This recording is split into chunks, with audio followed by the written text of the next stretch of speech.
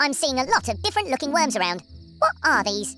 These are the classes which we've introduced into Worms Revolution. We needed to evolve the gameplay some more, and we thought, why not change the actual core worm itself?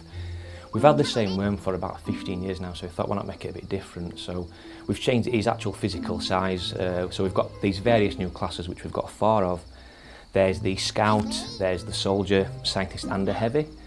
We work with Tom Gluckman on the concept artist stuff. He's the famous Worms artist and stuff. His humour's a bit risky, so we had to vet a lot of his stuff that we got, but in the end we nailed down some awesome classes and stuff. Soldier is the first class. He's the all-rounder. He's the worm that you'll recognise from previous versions of Worms. He walks and jumps just as you expect. He does damage as you expect it to be. So he's the default guy who you start with when you start playing Worms Revolution.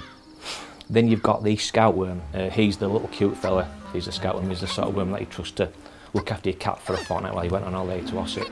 He's very nimble. He's a Scout. He can also jump a very long way as well. Downside of the nimbleness is that he can take a real kicking by other worms. If the Heavy hits him with the baseball bat, he'll go flying, so a bit of a downside of the Scout. But a cool thing with his size is that because he's so small, when he digs a blowtorch tunnel, they're very, very tiny. So the other worms, Heavy, Soldier, Scientist, they can't get down there, so very cool to hide the Scout away down there. There's the Scientist worm. He's the brains behind the brawn. You'll recognise the Scientist because he's got a huge big head. That head's full of brains, so here it's not some cranial dysfunction going on in there. And he's the support class for the team. At the start of the turn with the Scientist, each worm on that team gets 5 health, which is a real bonus, and he also does things like the sentry gun, electromagnets, which he creates, are far more powerful as well, so a very good support class to the rest of the team. But the downside is he's not a frontline fighter. With the Scientist, we find, get him dug away somewhere, out of harm's way, and he'll support from the back of the Scientist. Lastly, we've got the Heavy worm. He's the giant looking, mean looking worm from the artwork which is out there. We actually got some local nightclub bouncing to some motion capture, so we think it's a realistic gripper that we've got there. With the Heavy worm, he's very slow. He doesn't go up slopes very well, he can't jump very far. Even with the jetpack, he doesn't move very well, but the flip side of that is he's really, really powerful. He can take a punch and he can give a punch back, so he's the sort of class who people like to fight toe-to-toe in Worms are going to love the Heavy class.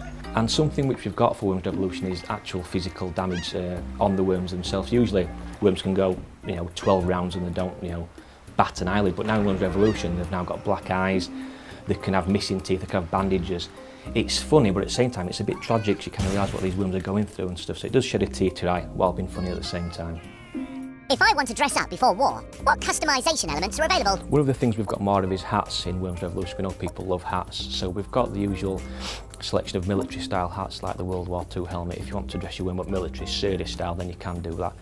As well as the serious ones, we've got comedy ones in there, such as we've got wigs and stuff, particular pop style wigs where once they're on a worm I do find it pretty hot actually, so a bit of something there for everyone. As well as the hats, we've also got new gravestones and we've also got new victory dancers, forts and other things. Something which we revamped for Revolution is the speech bank system. Before we had one sample pretty much for each one action in the game, but now, because you kind of get sick of hearing the same sample again and again, after 15 years of hearing a worm say, look at that, it's kind of got to us a bit now, so we've fixed that problem. And now you've got the bucket system in place where there's multiple samples for each one action in the game, so you never get bored of the worm saying the same thing over and over again. And we're very proud of the bucket system as well. Also for Worms Revolution we've got trinkets now as a customisable option where the worm takes these into battle. They don't really bring anything to the gameplay as such, they're just things that worms get out and play with while they're bored. For example, worm can get out a particular handheld console device. Actually no, it can't for legal reasons, we took that out of the game. So now it gets out a teddy bear, it gets out a football and it'll play with these while the action's going on and waiting for its own turn. So they don't bring anything to the party, they just look funny when worms are playing with them.